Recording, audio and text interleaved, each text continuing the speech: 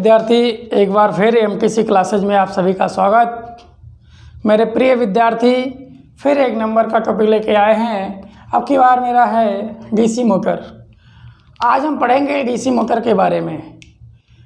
जैसा कि हम मोटर के नाम से परिचित हैं, मोटर एक ऐसी मशीन है जिसको इलेक्ट्रिकल एनर्जी देने के बाद वो हमें मैकेनिकल एनर्जी प्रोड्यूस करती है। इलेक्ट्रिकल एनर्जी देने के बाद मैकेनिकल एनर्जी प्रोड्यूस करती है। आइए देखते हैं मोटर। जैसा कि मोटर की बात हम लोग करें तो मोटर एक ऐसी मशीन है जो इलेक्ट्रिकल एनर्जी को मैकेनिकल एनर्जी में कन्वर्ट करती है। मोटर एक ऐसा मशीन है जो इलेक्ट्रिकल एनर्जी को मैकेनिकल एनर्जी में कन्वर्ट करती है। बट अगर बात करें, इसको हम अगर डीसी दे रहे हैं, डीसी इलेक्ट्रिकल एनर्जी दे रहे हैं, तो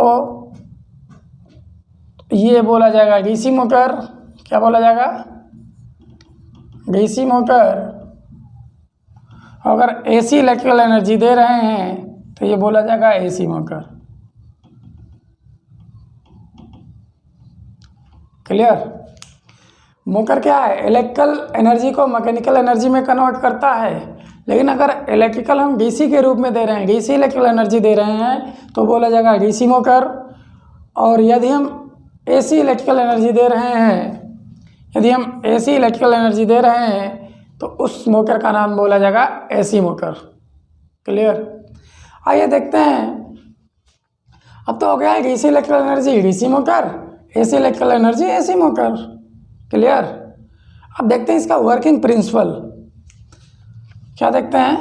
वर्किंग प्रिंसिपल।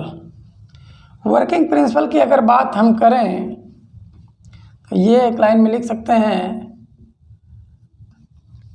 इलेक्ट्रिकल एनर्जी को कन्वर्ट करेगा किसमें? मैकेनिकल एनर्जी में। क्लियर? वर्किंग प्रिंसिपल की बात की जाए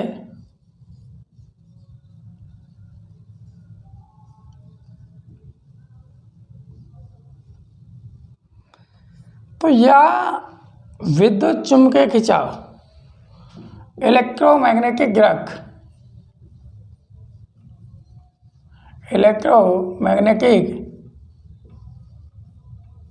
ड्रैग, विद्युत चुम्बकीय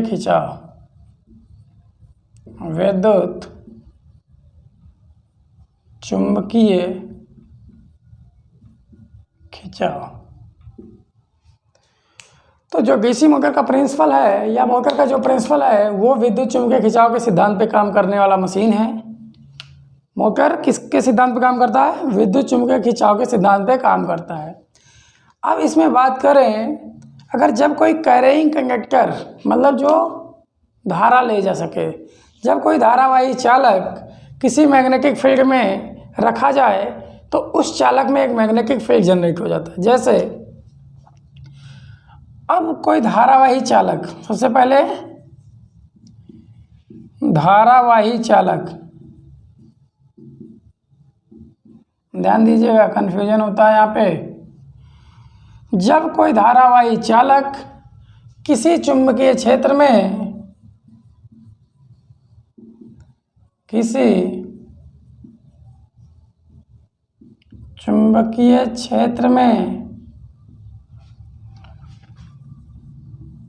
रखा जाता है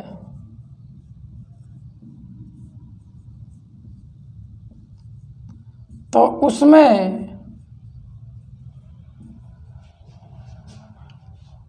एक मैग्नेटिक फील्ड, मतलब चुंबकीय क्षेत्र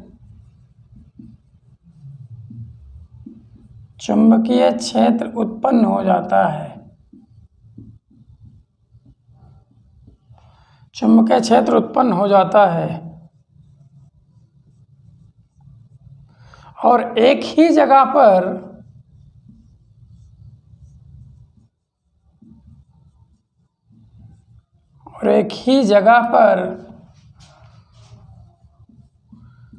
दो चुंबकीय क्षेत्र होने की वजह से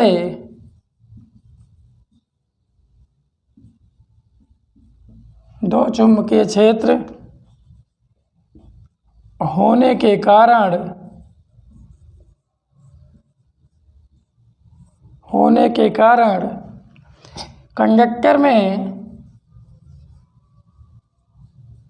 कंडक्टर एज ए चालक, कंडक्टर में घुमाव बल पैदा हो जाता है। घुमाव बल पैदा हो जाता है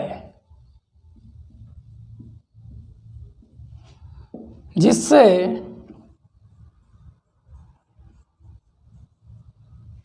कंडक्टर घूमने लगता है।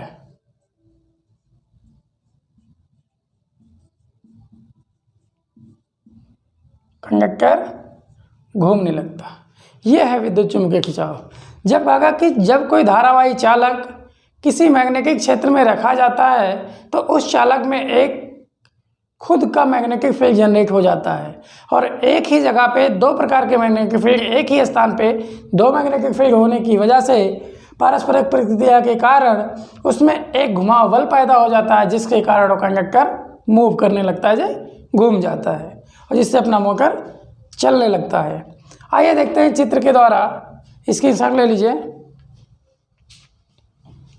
आइए देखते हैं चित्र के द्वारा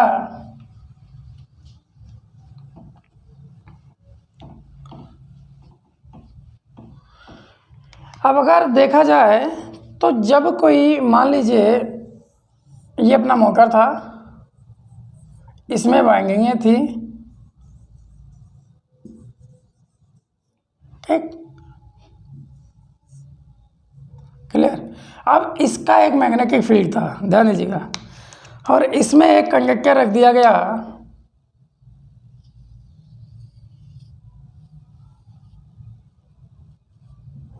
इसमें कंडक्टर रख दिया गया। जब इसको हमने सोर्स से जोड़ा, ये आपस में मान लीजिए कनेक्ट है, जब इसको हमने डीसी सप्लाई दिया, क्योंकि हमें इलेक्ट्रिकल एनर्जी देना है ना, इलेक्ट्रिकल एनर्जी देना है और भी डीसी। जब इसको हमने सोर्स से जोड़ा तो इसके चारों तरफ एक मैग्नेटिक फील्ड जनरेट हो गया, समझिएगा ध्यान से, इसके चारों तरफ एक मैग्नेटिक फील्ड जनरेट हो गया। जब इसके मैग्नेटिक फील्ड जनरेट हो गया तो ये जो कंडक्टर है ये भी धारावाही चालक है, तो ये इंडक्शन के कारण और ये जो चालक है ये शॉर्ट सर्किट है, क्योंकि आर्मेचर जो होता है वो आर्मेचर वाइंडिंग की होती है, शॉर्ट सर्किट होता है। तो इस भी चालक में एक मैग्नेटिक फील्ड जनरेट हो गया, इसकी वजह से, इसके इंडक्शन के कारण या इसकी वजह से इसके चारों तरफ एक मैग्नेटिक फील्ड जनरेट हो गया। चारों तरफ एक मैग्नेटिक फील्ड जनरेट हो गया। अब एक ही स्थान पे दो प्रकार का मैग्नेटिक फील्ड, एक पोल का और एक रोटर का, अजय आर्मेचर का, तो एक ही स्थान पे दो प्रकार का मैग्नेटिक फील्ड पैदा हो गया, तो उसमें एक दूसरे का विरोध कर रहे होते हैं, देन इसमें एक टॉर्क पैदा होता है, जो घुमाव बल पैदा होता है और अपना रोटर या अपना जो आर्मेचर या जो कह रहे हैं कंडक्टर है वो उसमें गति आ जाती है और वो घूमने लगता है। क्लियर, इसी को कहते हैं विद्युत चुम्बकीय खिंचाव। अभी बात यहीं नहीं खत्म हुई, अब इसमें हुआ, अब घूम तो गया लेकिन किस दिशा में घूमा ये बहुत ज़रूरी है। ये जो उसका कंडक्टर है वो किस दिशा में घूमा ये बहुत ज़रूरी है। फिर वही वैज्ञानिक, किसी ने पूछा भैया ये बताओ ये किस दिशा में घूमेगा, तो फ्लेमिंग दौड़े दौड़े आए, उन्होंने कहा अरे हम बताते हैं ना किस दिशा में घूमेगा। आइए, हमने जनरेटर में दाएं हाथ का नियम दिया था कि ईएमएफ की दिशा किस दिशा में होगी, तो मेरे वो दाएं हाथ का खेल था, लेकिन मोटर में क्या होगा, मेरे बाएं हाथ का खेल होगा। क्या होगा, मेरे बाएं हाथ का खेल होगा। मोटर में जो होगा वो बाएं हाथ का खेल होगा। आइए देखते हैं। तो इन्होंने घुमाव बल की दिशा ज्ञात करने के लिए फ्लेमिंग जो आए यहाँ पे, फ्लेमिंग बोले दौड़े दौड़े आए, उन्होंने कहा अरे भैया परेशान मत होइए, ये किस दिशा में घूम रहा है, ये मेरे बाएं हाथ का खेल है। फ्लेमिंग ने बताया कि घूमने की दिशा एज ए कंडक्टर के घूमने की दिशा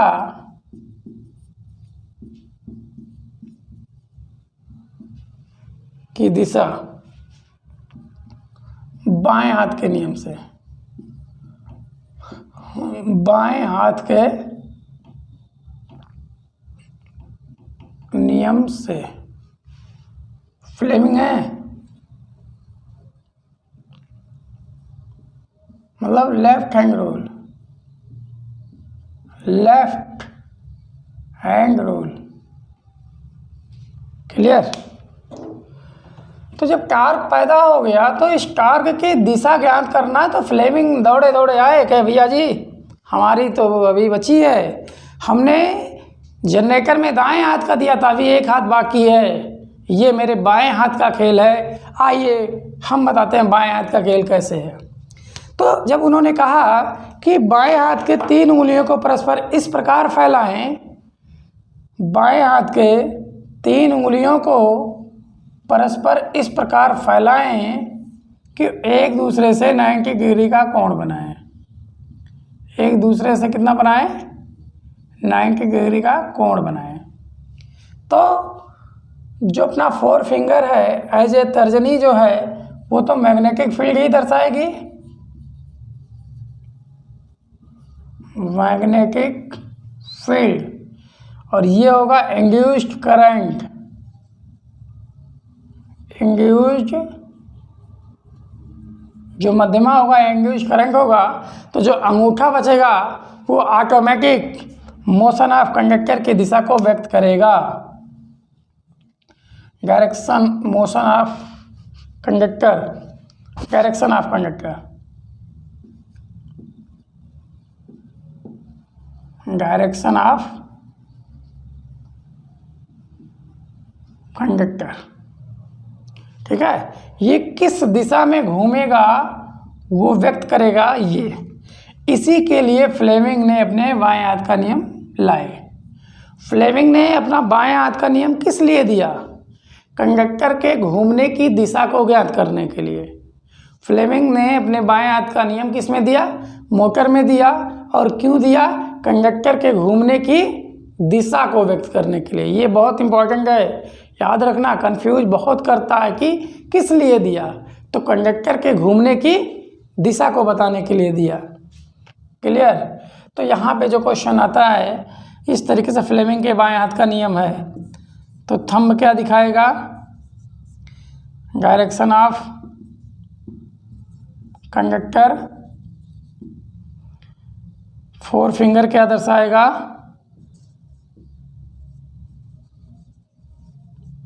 मैग्नेटिक फील्ड। जो अपना मिडिल फिंगर है ये दर्शाएगा इंड्यूस्ड करंट, इंड्यूस्ड करंट या बैक ईएमएफ, बैक ईएमएफ। अब मोटर में तो बैक ईएमएफ आ गया। अब एक कॉमन क्वेश्चन हम बताएं, अगर ईएमएफ है, ईएमएफ वो चाहे बैक ईएमएफ हो, काउंटर ईएमएफ हो, इंड्यूस्ड ईएमएफ हो, एनीवन किसी भी ईएमएफ की दिशा ज्ञात करनी है तो ये कॉमन क्वेश्चन है। किसी भी ईएमएफ की दिशा को ज्ञात करने के लिए फ्लेमिंग के दाएं हाथ के नियम के अनुसार काम करेगा या दाएं हाथ के नियम के अनुसार ज्ञात करेंगे, चाहे वो मोटर में होगा, चाहे वो जनरेटर में होगा, एनीवन कहीं भी होगा।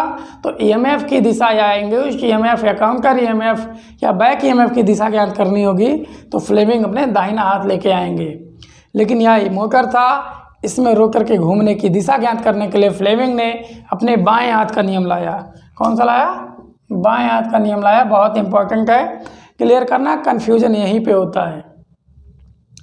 अब आइए देखते हैं डीसी मोटर का विद्युत वाहक बल समीकरण। स्क्रीनशॉट लीजिएगा।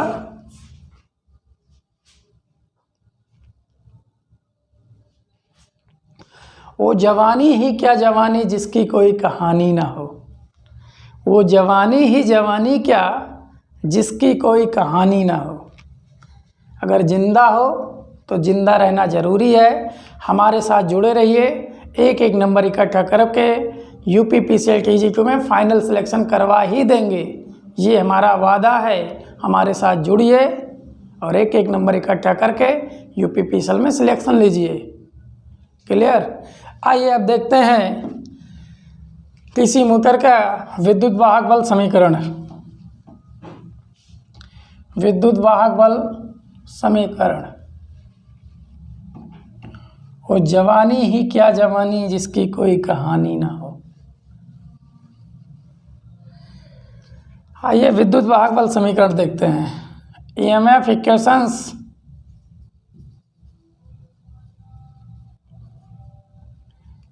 Of DC motor. ऐसा बढ़ा देंगे कि कंफ्यूजन कभी नहीं क्रिएट होगा DC मोटर और जनरेटर में। बहुत ज़्यादा कंफ्यूजन होता है लेकिन कभी नहीं होगा, एक बार पढ़ लो पूरी ज़िंदगी क्लियर। तो EMF इक्वेशन की बात करें तो यहाँ पे जो EMF तो हम इसको देते हैं ना, तो यहाँ पे एक जनरेट होता है बैक EMF। क्या जनरेट होता है? बैक EMF या बोलो काउंटर EMF। क्या बोलते हैं? Counter EMF। इसको दर्शाते हैं EB से। आइए देखते हैं जो फार्मूला बनेगा, EB बराबर φZN/60 गुणे P/A। सेम जनरेटर की भांति यहाँ भी अपना फाई दिखाएगा फ्लक्स, किसमें? वेबर में। जेग है कंडक्टर में चालकों की संख्या,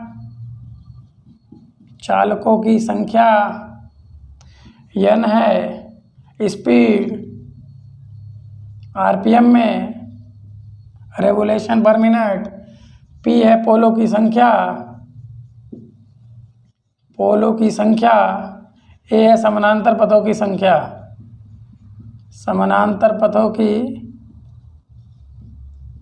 संख्या। अब बात करें, एक तो समीकरण ये बन गया, ये भी इम्पोर्टेंट ही है। अब एक समीकरण और देखें तो जो मिलेगा EV बराबर वो मिलेगा V माइनस IARA। EV बराबर V माइनस IARA। ये कैसे? अब देखा जाए ये जो भी है सब अप्लाइड वोल्टेज है, सप्लाई वोल्टेज। अब देखें अगर ये मान लीजिए कोई मोटर है, क्या है? कोई मोटर है, तो इसको जो सप्लाई दिया गया वो V दिया गया। क्लियर? जो सप्लाई दिया गया वो V दिया गया, और इसमें जो लॉसेस हुए या जो बैक EMF इंड्यूस्ड हुआ वो बैक EMF है क्या? EV। क्या है? EV। और जो इसके अंदर जो वोल्टेज का ग्राफ किया वो है अपना IARA। मोटर भी है तो आर्मेचर का कुछ रेजिस्टेंस होगा तो उसमें कुछ वोल्टेज ड्रॉप करेगा। तो जो हमने सप्लाई वोल्टेज V दिया और ये पैदा किया क्या? इंड्यूस्ड EMF EV पैदा किया ना, बैक EMF पैदा हुआ जो इंड्यूस्ड हुआ बैक EMF और IARA। अब हमें इसको प्राप्त करने के लिए या बैक EMF को प्राप्त करने के लिए इसमें से इसको हम घटाएंगे तभी ना मिलेगा। तो ये फार्मूला मिल गया, EV बराबर V minus IARA। Clear? EV बराबर V माइनस IARA। तो फार्मूला सेम दिख रहा है, जो जनरेटर का वही मोटर का है। बट जनरेटर में यहाँ प्लस होगा, मोटर में माइनस होगा। आइए याद करने का ट्रिक देखते हैं। जनरेटर जैसा कि नाम से ही क्लियर है, जन, और जन माने होता क्या? योग। जन माने क्या होता है? योग। जनरेटर ना, तो जनों का योग, तो वहाँ पे धन चिन्ह का प्रयोग करेंगे, लेकिन यम है तो माइनस। नाम ही है, मोटर माने माइनस, जनरेटर माने जन, जन माने धन। क्लियर? तो जनरेटर में यहाँ पे हम जोड़ देते हैं V प्लस IARA कर देते हैं। बट मोकर में ध्यान रखिएगा EB बराबर V माइनस IARA। क्लियर, ये टॉपिक था डीसी मोकर का। प्रिय विद्यार्थी, हम आपको एक एक नंबर इकट्ठा करके आपका सिलेक्शन करवाएंगे। हमारे साथ जुड़े रहिए, चैनल को लाइक करिए, सब्सक्राइब करिए, शेयर करना ना भूलिए। और बेल आइकन को ज़रूर दबाएं जिससे हमारा नोटिफिकेशन आप तक पहुंचता रहे, जिससे हमारा आप UPPCL TGQ के लिए एक एक नंबर इकट्ठा करके आप अपना फाइनल सिलेक्शन लीजिए। क्लियर। MTC की तरफ से धन्यवाद। Thank you.